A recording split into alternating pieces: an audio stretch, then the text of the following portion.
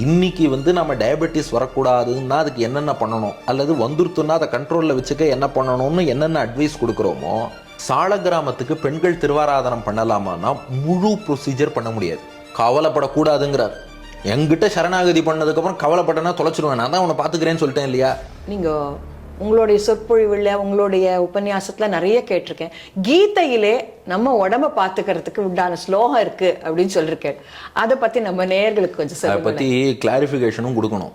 என் பேஷண்ட்டே ஒருத்தர் சார் அந்த ஸ்லோகம் எழுதி கொடுங்கன்னார் என் கிளினிக்கில். என்ன ஸ்லோகம் சார்னு, ஏதோ ஸ்லோகம் சொன்னால் சுகர் போய்டும்னு சொன்னீங்களே, அதை எழுதி கொடுங்கன்னார். நான் சொன்னேன், சார் அந்த வீடியோ வாட்ஸ்அப்லலாம் ஃபார்வேர்ட் ஆகி வருது எல்லாம் ஓகே, இந்த ஸ்லோகம் சொன்னால் டயபெட்டிஸ் போகும்னு நான் சொல்லலை. சரி பெருமாள்கிட்ட பிரார்த்தனை பண்ணுவோம், அதெல்லாம் ஓகே. பட் அந்த வீடியோவில் கண்டென்ட் என்னென்னா ஸ்லோகம் சொன்னால் டயபெட்டிஸ் போகும்னு சொல்லலை, அந்த ஸ்லோகத்தில் உள்ள கருத்தை வாழ்க்கையில் ஃபாலோ பண்ணால் டயபெட்டிஸ் வராதுன்னு சொன்னேன். என்னென்னா பகவத்கீதை 6ஆம் அத்தியாயத்தில் யுக்தாஹார விஹாரஸ்ய யுக்த சேஷ்டஸ்ய கர்மசு யுக்த ஸ்வப்னாவபோதஸ்ய யோகோ பவதி துக்கஹான்னு ஒரு ஸ்லோகம் கிருஷ்ணன் சொல்லியிருக்கார். அது என்ன அர்த்தம்னா, இன்னைக்கு நம்ம டயபெட்டிஸ் வரக்கூடாதுன்னா அதுக்கு என்னென்ன பண்ணணும், அல்லது வந்துருத்துன்னா அதை கண்ட்ரோலில் வச்சுக்க என்ன பண்ணணும்னு என்னென்ன அட்வைஸ் கொடுக்குறோமோ அதெல்லாம் அந்த ஸ்லோகத்தில் இருக்குது. யுக்த ஆகார சாப்பாடு மிதமான அளவில் சாப்பிட்ணும். இன்றைக்கி டயபெட்டிஸ்க்கு என்ன சொல்கிறோம், யூ ஷுட் நெய்தர் ஃபீஸ்ட் நார் ஃபாஸ்ட். நீ விரதமும் இருக்கக்கூடாது, விருந்தும் சாப்பிடக்கூடாதுங்கிறோம். கிருஷ்ணன் சொல்கிறான் யுக்த ஆகார, மைல்டான டயட்டாக எடுத்துக்கோ, அதாவது frequent meals at intermittent points, இதெல்லாம் சொல்லிட்டான். யுக்த விஹாரஸ்ய, அது போல் ஃபிசிக்கல் ஆக்டிவிட்டி, விளையாட்டுனாலும் மிதமாக விளையாடணும். ஒரேடியாக ஸ்ட்ரெயின் பண்ணிட்டு ஓவர் எக்ஸர்ஷனும் போகக்கூடாது, ஒரே ஃபிசிக்கலி இன்ஆக்டிவாகவும் இருந்துடக்கூடாது, செடன்ட்ரியாகவும் இருக்கக்கூடாது. அப்போது ஒரு normal physical activity, moderate physical ஆக்டிவிட்டியாக வச்சுக்கோ. யுக்த சேஷ்டஸ்ய கர்மசு, அதுபோல் ஒரு அஃபிஷியல் ஒர்க் பண்ணுறோம், ஒரு ஜாப் ப்ரொஃபஷனில் இருக்கோம்னா அதுக்கும் கரெக்டாக மாடரேட்டான ஒர்க்காக இருக்கணுமா. ஏன்னா ஒர்க்கே பண்ணாமையும் இருந்துடக்கூடாது, அதுக்காக ஓவர் ஒர்க்கு, ஓவர் டைம் பார்க்குறேன்னு சொல்லி டென்ஷன் ஆகி அதுலேயும் டென்ஷன் ஆகிக்கக்கூடாது. ஜாபையும் கரெக்டான லெவலில் பாரு. யுக்த ஸ்வப்ன அவபோதஸ்ய, யுக்த ஸ்வப்ன அதாவது தூக்கம், தூக்கம்ங்கிறதும் சரியான அளவில் இருக்கணும். ஓவராக தூங்கினாலும் கஷ்டம், அதே சமயம் சுத்தமாக தூக்கமே இல்லாமல் இருந்தாலும் கஷ்டம். அப்போ அந்த தூக்கம்ங்கிறதும் சரியான அளவில், ஒரு 7 hours 8 hours ஸ்லீப்புன்னு சொல்கிறோம் இல்லையா அட் நைட், அது ரொம்ப கரெக்டாக இருக்கும். தூக்கமே இல்லாமல் போனாலும் அது உடம்புக்கு கெடுதல், அது இன்டன் உங்களுக்கு பிபி சுகர் எல்லாம் ரைஸ் தான் பண்ணும். ஓவராக தூங்கினாலும் அதுவும் அகைன் இது தான் பண்ணும், அண்ட் லைஃபை அஃபெக்ட் பண்ணிவிடுமே. நல்ல பொழுதையெல்லாம் தூங்கி கெடுத்தவர்கள் நாட்டை கெடுத்ததுடன் தானும் கெட்டார்னு ஆகிடும். அவபோதசிய, விழிப்பு நிலையும் கரெக்டாக இருக்கணும்னா, இங்கே தான் நீங்கள் ஒரு கேள்வி கேட்கணும். தூக்கம் கரெக்டாக இருக்கணும்னு சொல்லிட்டாலே விழிப்பு நிலைங்கிறது ஆட்டோமேட்டிக்காக அண்டர்ஸ்டுட் தானே. அது எதுக்கு யுக்த அவபோதசியன்னு சொல்லணும்னா, இல்லை சில பேர் முழிச்சுட்டே தூங்கின்னு இருப்பா, அதெல்லாம் கூடாதுங்கிறான். அதனால முழிச்சுட்டு இருக்க நேரங்கிறது ப்ராப்பர் கான்சென்ட்ரேஷனோட முழிச்சுட்டு இருக்கணும். இதெல்லாம் யார் பண்ணுறானோ அவனுக்கு யோகோ பவதி துக்கஹா, அவனுக்கு யோகம் கைகூடும். அதாவது யோகத்தில் தியானத்தில் ஈடுபடுவோருக்கு இது ஃபெசிலிட்டேட் பண்ணும். அவர்களுக்கு அந்த யோகத்துக்கு தடையாக இருக்கக்கூடிய எல்லாமே நீங்கிடும். அந்த யோகத்தினாலே அவனுடைய துக்கமும் போகுங்கிறான். அகெயின் ஒருத்தர் டயபெட்டிஸ் வராமல் இருக்கணும்னாலும் இது அப்படியே யோசிச்சு பாருங்களேன். ஃபுட்டு மாடரேட்டாக இருக்கணும், ஆக்டிவிட்டி மாடரேட்டாக இருக்கணும், ஜாபுக்கான எக்ஸர்ஷன் மாடரேட்டாக இருக்கணும், ஸ்லீப் ஆப்டிமமாக இருக்கணும், வேக்ஃபுல்னஸ் பர்ஃபெக்டாக இருக்கணும். இந்த 5 இருந்துருத்துனா டயபெட்டிஸ் வராது. இதை ஃபாலோ பண்ணுன்னு சொன்ன விஷயம் அதுதான் இந்த ஸ்லோகம் சொன்னா சுகர் வராதுன்னு சொல்லி ஃபார்வர்ட் ஆயிட்டு இருக்கு வாட்ஸ்அப்ல. இல்ல அந்த அர்த்தம் புரிஞ்சுது, உங்களுக்கு புரிஞ்சுது நான் சொல்றேன். என்ன அந்த ஸ்லோகத்தை திருப்பி நம்ம நேயர்களுக்கு உங்க வாயால சொல்லி கேட்கணும்ன்றதுனாலதான் அது கேட்டேன். இன்னொன்னு இப்போ பெருமாள் ஆத்துல ஏழை பண்ணிருக்கோம். இது என்னுடைய பர்சனல் கேள்வி. இது இப்போ எங்க ஆத்துக்கார் ஒரு இன்னமும் ஒர்க் பண்ணிருக்கார், வெரி பிஸி மேன். அவருக்கு என்ன கோவிலுக்கு போவார், ஆத்துல பெருமாளை சேவிப்பார், அவ்வளவுதான் அவருடைய ஒரு பெருமாள்கிட்ட ஈடுபாடு. இப்போ நம்ம ஆத்துல இப்போ சால கிராமம் ஏழை பண்ணியிருக்கு. இப்போ அவர் அதுக்கு ஆராதனை எல்லாம் பண்றது இல்லை. நான் ஒருத்தர் நம்ம ஆத்துக்கு பண்ணி கொடுத்துட்டு எல்லாம் போறார் அவர். இப்போ சில பேர் சொல்றா பொம்மை நாட்டிகள் ஆராதனை பண்ணலாம் அதுக்கு அப்படின்றா. அது பண்ணலாமா, எப்படி அது பாவ புண்ணியத்துல சேர்த்து எப்படி அப்படின்ற ஒரு பயம் இருக்கு. ஏன்னா எல்லாமே பண்றச்ச என்ன ஆயிடுது, ஒரு பயம் வருது. ஐயோ இது பண்ணா பாவமாகுமோ, இது பண்ணா கரெக்டோ, இது பண்ணா தப்போன்னு மனசுல ஒரு பயம் வருது. அதனால உங்களை மாதிரி கொஞ்சம் இவாள்கிட்ட கேட்டு தெரிஞ்சுக்கலாமே அப்படின்னு சொல்லிட்டு அதை பத்தி கொஞ்சம் சொல்லுங்க. சால கிராமத்துக்கு பெண்கள் திருவாராதனம் பண்ணலாமான்னா முழு ப்ரொசீஜர் பண்ண முடியாது. அதனால உங்கள் ஆச்சாரியன்ட்டையும் ஆத்து பெரியவாழ்ட்டையும் கேட்டுண்டு தளிகை தாராளமாக சமர்ப்பிக்கலாம். தளிகை அம்சை பண்ணுறதுக்கு எந்த ப்ராப்ளமும் கிடையாது. அத்தோடு எவ்வளோ தூரம் ஆச்சாரியர்களும் பெரியோர்களும் அனுமதிக்கிறாளோ அந்த அளவு. திருமஞ்சனம் அதெல்லாம் வந்து லேடிஸ் பண்ண முடியாது. அதனால மீதம் உள்ள விஷயங்கள் அகைன் இது ஒரு it may trigger another debate. இது ஏன் லேடிஸ் ஏன் அது பண்ணக்கூடாது, இது ரெஸ்ட்ரிக்ஷனான, அப்படி இல்லை. ஒத்தொருத்தருக்குமே வந்து இப்போ ஆணுக்கும் பெண்ணுக்குமே ஃபிசியாலஜிங்கிறது டிஃப்ரெண்ட்டாக தானே இருக்குது. We have to accept that difference is there, but no discrimination. அதை டிஃபரன்ஸ்னு மட்டும் புரிஞ்சுட்டா பிரச்சனை இல்லை, டிஸ்கிரிமினேஷன் புரிஞ்சுட்டா தான் ப்ராப்ளம். அதனால லேடிஸை பொறுத்த வரைக்கும் என்னென்ன விஷயங்கள், அதாவது இப்போ சிலது குழந்தைகள் பண்ண வேண்டாங்கிறோம், சிலது பெரியவா பண்ண வேண்டாங்கிறோம், அது போலன்னு தான் எடுத்துக்கணும். இதை டிஸ்கிரிமினேஷன் எடுத்துக்க வேண்டாம். அதனால தளிக பெருமாளுக்கு சமர்ப்பிக்கலாம், பாசுரங்கள் தாராளமாக சேவிக்கலாம். அதுபோல புஷ்பம் எப்படி சாத்தணுமோ அந்த முறையிலே புஷ்பங்கள் பெருமாளுக்கு சாத்தலாம். சாத்திட்டு பெண்கள் தாராளமாக பண்ணுவதிலே ப்ராப்ளம் இல்லை. ஆனால் அது எப்படி எவ்வளோ தூரம் உங்கள் ஆச்சாரியன் அனுமதிக்கிறார், ஆத்து பெரியவாள்கிட்ட கேட்டுண்டு அதை பொறுத்து பண்ணுங்கோ. பாசுரங்கள் தினந்தோறும் பெருமாளுக்கு சொல்லுங்கோ, அதை கேட்டாலே ஆனந்தமாயிடுவார். ஏன்னா ஒரு திருவாராதனத்தில் ஒரு ரங்கத்துக்கும் ஈக்குவலாக ஆழ்வார்கள் பாசுரங்கள் இருக்குது. இப்போ நீங்கள் திருமஞ்சனம் பண்ண முடியலையேன்னு கவலைப்பட வேண்டாம். வெண்ணை அளைந்த குணுங்கும் விளையாடு புழுதியும் கொண்டு திண்ணனை இவ்விரா உன்னை தேய்த்து கிடக்க நான் ஒட்டேன், எண்ணெய் புளிப்பழங்கொண்டு இங்கு எத்தனை போதும் இருந்தேன், நன்னலறிய பிரானே நாரணா நீராட வாராயின்னு பெரியாழ்வார் பாசுரத்தை சொன்னா திருமஞ்சனம் பண்ண சந்தோஷம் பெருமாளுக்கு வந்துடும்.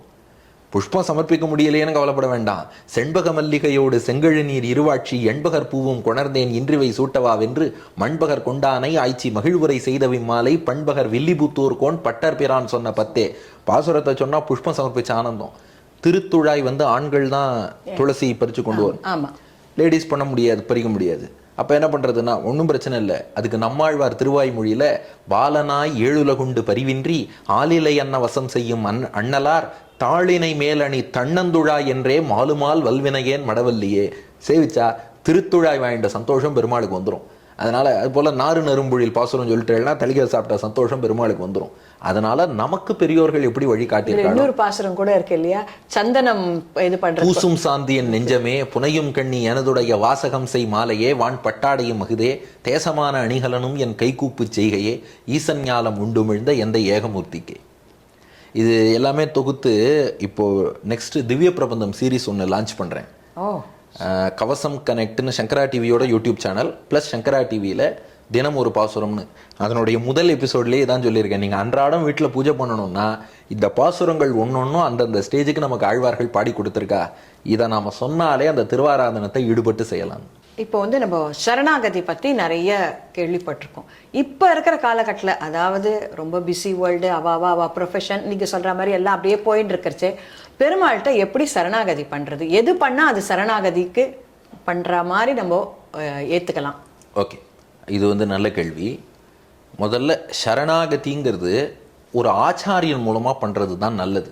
ஏன்னா இப்போ நிறைய பேருக்கு அந்த கேள்வி இருக்காது, ஏன் நாங்களாக போய் பண்ணக்கூடாது, அது எதுக்கு ஒரு ஆச்சாரியன் மூலம் தான் பண்ணணுமான்னு. என்ன ஒன்றுனா சரணாகதி பண்ணுறதுக்குன்னு சொல்லிட்டு ஒரு மனப்பக்குவம் இதெல்லாம் வேணும். நமக்கு அவ்வளோ கெப்பாசிட்டி இருக்கான்னா நமக்கு அது இல்லைங்கிறது நமக்கே தெரியும். அப்போ என்ன பண்ணிடுறோம்னா எல்லாம் நிறைந்த ஒரு ஆச்சாரியன் மூலமாக நாம் போய் பெருமாள்கிட்ட சரணாகதி பண்ணுறோம். அதுக்கு தான் பஞ்சசம்ஸ்காரம் என்று பெற்றுக்கொள்கிறோம். அதுபோல் எம்பெருமானார் சம்பிரதாயத்தில் சில சம்பிரதாயத்தில் பரநியாசம்னு தனியாகவே செய்வதுண்டு.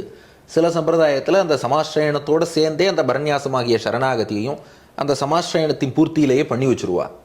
இப்படி சரணாகதிங்கிறது நம்ம பெருமாள்கிட்ட ஆச்சாரியன் மூலமாக பற்றி விட்டோம் என்றால் அதுக்கப்புறம் அவன் கொள்ள வேண்டியதெல்லாம் என்னென்னா மகாவிஸ்வாசம். பெருமாள் நம்மை காப்பாற்றுவாருங்கிற உறுதியோடு இருக்கார் இல்லையா, அந்த உறுதிக்கு தான் சரணாகத்தின்னு பேர். ஏன்னா இந்த சரணாகதிங்கிறதுக்கு நிறைய பேர் காம்ப்ளெக்ஸாக நிறைய டெஃபினிஷன்ஸ் எல்லாம் கொடுப்பா. சரணாகதி நிலை அடைதல், அப்புறம் சரணாகதியை அடைதல் அப்படிலாம் சொல்லுவா. அது ஒன்றுமே இல்லை. பகவான் கிருஷ்ணன் பகவத்கீதையில் சொல்கிறார் பாருங்க, சர்வ தர்மான் பரித்தியஜிய. மோட்சம் போகிறதுக்கு இதுவரை நான் என்ன நினச்சேன்னா, நான் சந்தியாவந்தனம் பண்ணி மோட்சம் போகிறேன், வேதம் சொல்லி மோட்சம் போகிறேன், கோவிலுக்கு போய் மோட்சம் போகிறேன், நாம சங்கீர்த்தனம் பண்ணி மோட்சம் போகிறேன்னு நினச்சேன் இல்லையா. இதை பண்ணி மோட்சம் போகிறேங்கிற எண்ணத்தை விட்டுடணும். அதை விட்டுடக்கூடாது. சந்தியாவந்தனம் பண்ணணும், கோவிலுக்கு போகணும், உபன்யாசம் கேட்கணும், நாம சங்கீர்த்தனம் பண்ணணும், எல்லாமே பண்ணுறோம். ஆனால் முன்னாடி பண்ணதை விட இன்னும் ஸ்ரத்தையாகவே பண்ணுறோம். இதை கொண்டு மோட்சம் போகிறோங்கிற எண்ணத்தை விட்டுடுறோம். விட்டுட்டு மாம் ஏக்கம் சரணம் விரஜ, பகவான் மட்டுமே நமக்கு தஞ்சம்னு புரிஞ்சுக்கிறோம். இதை கொண்டு மோட்சம் இல்லை. நாம் யார்? பகவானுடைய குழந்தைகள். நாம் கேட்டால் அவர் கொடுக்க மாட்டாரா? அப்பாவோட சொத்து பையன் ஏதாவது ஒன்று சாதிச்சாதான் கொடுப்பாரா, இல்லை பையங்கிறதுக்காக கொடுக்குறாரா? நீங்கள் சொல்லுங்க. பையன் அப்படின்னு கொடுத்துருவார், சாதிக்கணும். அதே போல நாம எது பண்ணாலும் பண்ணாட்டாலும் அவர் கருணையால பெருமாள் நமக்கு மோட்சம் கொடுக்க போறார். நாம் என்ன தப்பாக நினச்சிட்டு இருக்கோம், நான் இதை பண்ணி அவர்கிட்டேருந்து வாங்குறேன்னா அவர் என்ன பிஸ்னஸ் மேனா, நான் உனக்கு இதை கர்மயோகம் பக்தி யோகம்னு ஒன்று பண்ணுறேன், இதுக்கு நீ ரிட்டனாக மோட்சம் கொடுன்னா அவரும் நாம என்ன பிஸ்னஸாக பண்ணுறோம்? அவரோட குழந்தை தானே, நம்ம கேட்டால் கொடுத்துருவார். அப்போ என்ன பண்ணுறோம், நம்ம கேட்டாலே அவர் இவ்வளோ தூரம் மோட்சத்தையே கொடுத்துட்டாரே, அவ்வளோ பெரிய மோட்சத்தை ஒன்றுமே இல்லாத எனக்கு கொடுக்குறாரு. இந்த காலம் முழுக்க இந்த ஒரு பிறவி பெருமாள் கொடுத்துருக்கார். இந்த பிறவி முழுக்க இனி அவருக்கு கைங்கரியம் பண்ண போறேங்கிற எண்ணத்தில் கைங்கரியங்கள் பண்ணிட்டு இருக்கோமே ஒழிய இதுக்காக மோட்சம் இல்லை. இது பண்ணாமல் இருந்தாலும் அவர் மோட்சம் கொடுக்க போறார். அவ்வளோ பெரிய மோட்சத்தையே அவர் கருணையால் கொடுக்குறார். அவ்வளோ கருணை உள்ளவனுக்கு நான் தொண்டு செய்யறேங்கிற எண்ணத்தில் இந்த கைங்கரியம் எல்லாம் பண்றோம். அப்போ மாம் ஏகம் சரணம் ரஜா, அவரை கொண்டுதான் அவரை அடைகிறோம். இன்னொன்னை கொண்டு அவர் அடையலை, அவனை கொண்டே அவனை அடைகிறோம். அவர் திருவடியில் விழுறோம், அவரை போய் அடையிறோம். அவர் என்ன பண்றாருன்னா, அகம் துவா சர்வ பாபேபியோ மோக்ஷயிஷ்யாமி, உன்னுடைய எல்லா பாப்பங்களையும் நான் போக்கி கொடுத்துட்றேன். மா சுச்சகான் இருக்கார். இந்த மா சுச்சகாங்கிறது அட்வைஸ் இல்லை, ஆர்டர். மா சுச்சகான்னா கவலைப்படாதேன்னு அர்த்தம். நம்ம என்ன நினச்சிட்டு இருக்கோம், கவலைப்படாதப்பா, கவலைப்படக்கூடாதுங்கிறார். எங்கிட்ட சரணாகதி பண்ணதுக்கப்புறம் கவலைப்பட்டனா தொலைச்சிடுவேன், நான் தான் உன்னை பார்த்துக்கிறேன்னு சொல்லிட்டேன் இல்லையா, அந்த ஒரு நம்பிக்கை வருது இல்லையா, அதைத்தான் சரணாகதிங்கிறோம். அதனால இது நம்முடைய ஆச்சாரியர்கள் டிஃபைன் பண்ண சரணாகதிங்கிறது என்னன்னா, ஒரு ஆச்சாரியன் மூலம் போய் பகவான் திருவடிகளை பிடிச்சிடறோம். அதுக்கப்புறம் நம்முடைய அனுஷ்டானங்கள் எல்லாம் கடைபிடிச்சாலும் கூட இதை கொண்டு மோட்சம் போக போகிறோங்கிற எண்ணம் இல்லாமல் பகவான் அவன் கருணையால் நமக்கு மோட்சம் கொடுக்குறான், அவன் நிச்சயம் நம்மை காப்பான்கிற உறுதியோடு இருத்தல். அதுதான் சரணாகதிக்கு ஒரு 5 அங்கங்கள் கூட இருக்கும்பா. ஆனுகூல்யஸ்ய சங்கல்பகா, பெருமாளுக்கு என்னென்ன பிடிக்குமோ அதை நான் செய்யணும். பிராதிகூல்யஸ்ய வர்ஜனம், அவருக்கு பிடிக்காததுலேருந்து விலகி நிற்கணும். மகா விஸ்வாசம், பெருமாள் நம்மை நிச்சயம் காப்பாருங்கிறதுல ஒரு உறுதி இருக்கணும், நம்பிக்கை இருக்கணும். அந்த விஸ்வாசம் மட்டும் இல்லைன்னா சரணாகதி பலிக்காது. நாம் கொள்ள வேண்டிய ஒரே விஷயம் தான், அவர் நிச்சயம் காப்பாற்றுவார்னு நம்பணும்.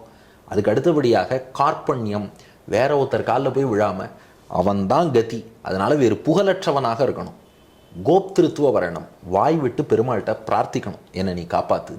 இந்த 5 அங்கங்களோடு பகவானே கத்தின்னு ஒரு சரணாகத்தன் வாழ்ந்தான்னா அவனுக்கு பேரு தப்பாது.